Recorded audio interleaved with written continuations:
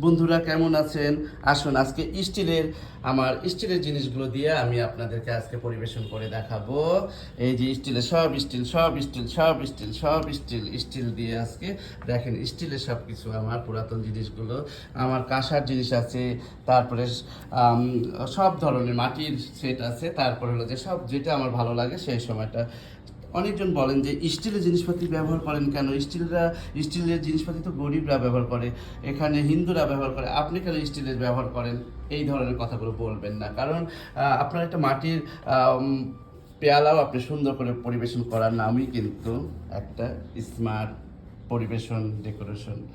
এই জন্য এই যে দেখেন আজকে আমার এই যে দেখেন মাংস রান্না করেছি, তারপরে এই যে বুট আছে, তারপরে যে বেগুনি আছে, পায়েস আছে, মুড়ি আছে, তারপরে যে খিচুড়ি আছে, তারপরে এই যে আমার সব শরবত টরবত সব কিছুতে আজকে হয়ে যাবে আমার সুন্দর একটা ইফতারি।